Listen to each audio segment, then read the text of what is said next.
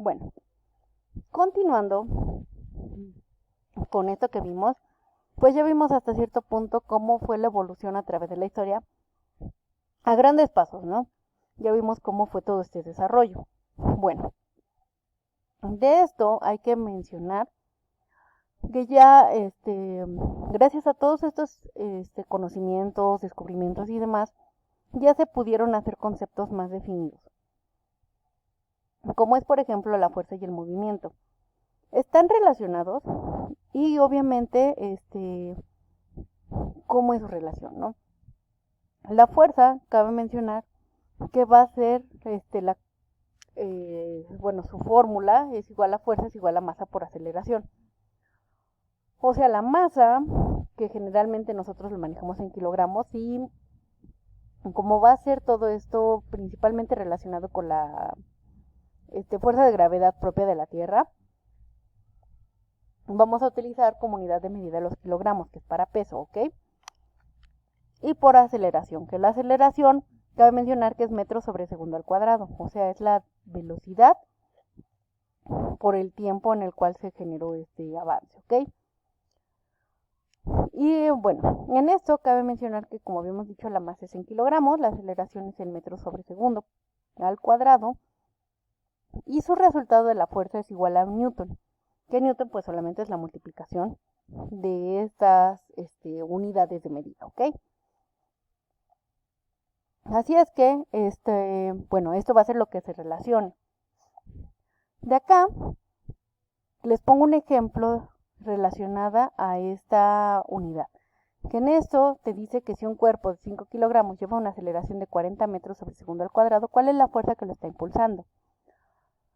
Su fuerza va a ser masa por aceleración, que son 5 kilogramos por 40 metros sobre segundo al cuadrado. Aquí está la masa, aquí está la aceleración, ya te lo están dando en aceleración, ya no hay más problema. Y nada más aplicar directamente la fórmula. Los 5 por los 40 son 200 kilogramos metros sobre segundo al cuadrado, que sería igual a 200 newtons. Y no hay más, ¿va? Acá les dejo unos pequeños ejercicios de tarea. Te están dando una masa de 350 kilogramos, una fuerza de 90 newtons y quieren saber cuál es la aceleración. En esto tienen que hacer un despeje, se aplica nada más lo que hayan aprendido en matemáticas, ¿va? Bueno, en el siguiente también te dan la fuerza, que son los 40 newtons. Te dicen a cuánto aceleró a 20 metros sobre segundo al cuadrado y quieren saber la masa. O sea, los dos tienes que hacer un despeje de la fórmula de masa por aceleración para que obtengan sus resultados. Pueden pausar el video para que pues puedan copiar el problema, ¿ok? Bueno, así es que esta es la tarea, chicos, antes del sábado, por favor. Bueno, el concepto de fuerza y movimiento, como decíamos, están ligados. Aunque la fuerza se puede manifestar sola, el movimiento no es posible sin el concurso de una fuerza, ¿ok? ¿Por qué? Porque una pelota, si la tienes, por ejemplo, en una superficie ahí parada, si no le aplicas un poco de fuerza, que lo empujes un poquito, no se va a mover, va a seguir estático.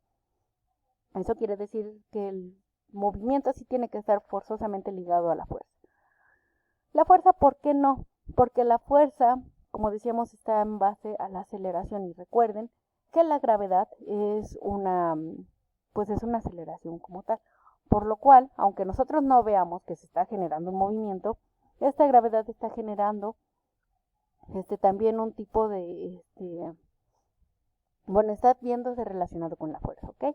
Es por eso que la fuerza por sí sola sí se puede manifestar, pero el movimiento no, ¿ok? Bueno, en esto cabe mencionar que también la fuerza va a ser va a tener naturaleza vectorial, que quiere decir que puede relacionarse o puede definirse por medio de vectores.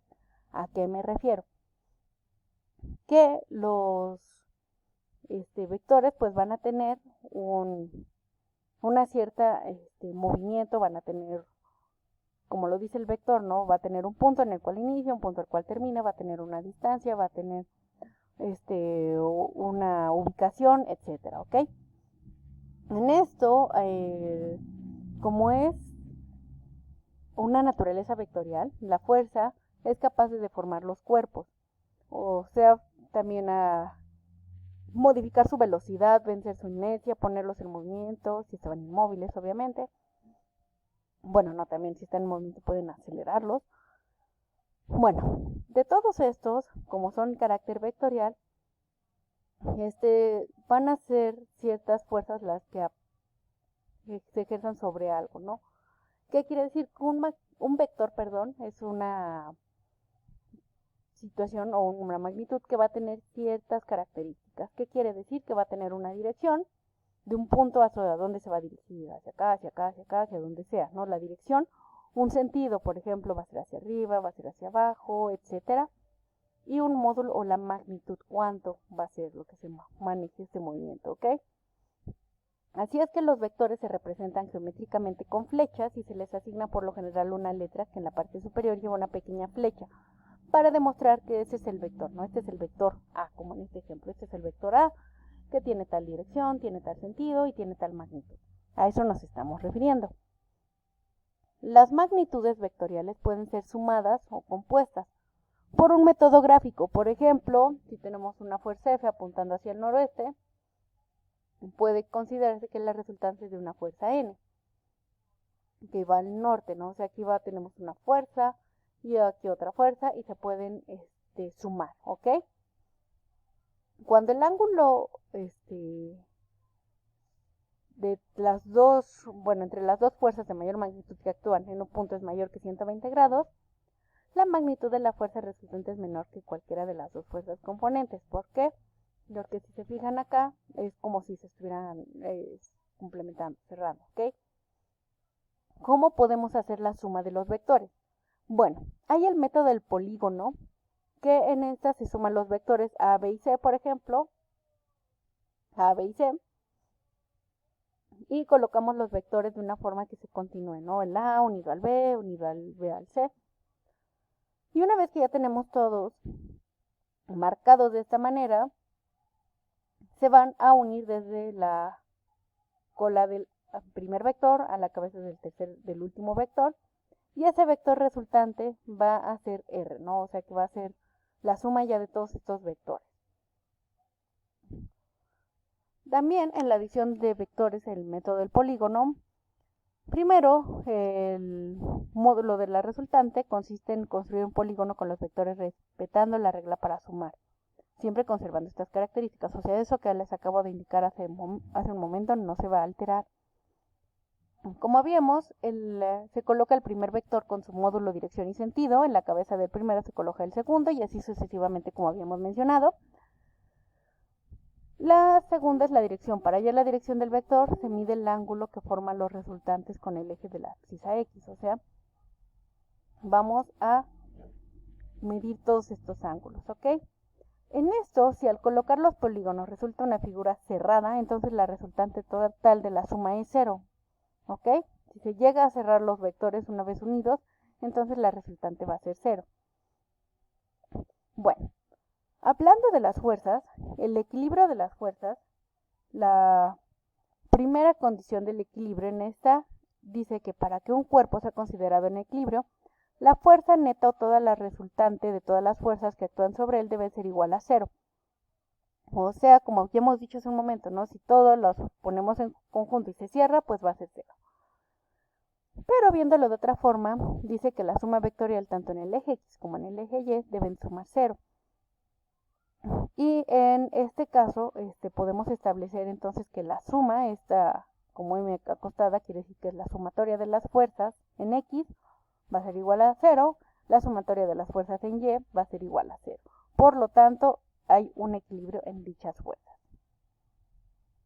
La segunda condición de equilibrio implica que una fuerza aislada aplica sobre un cuerpo no puede producirse por sí sola y que en un cuerpo en equilibrio cada fuerza es igual y opuesta a lo resultante de todas las demás.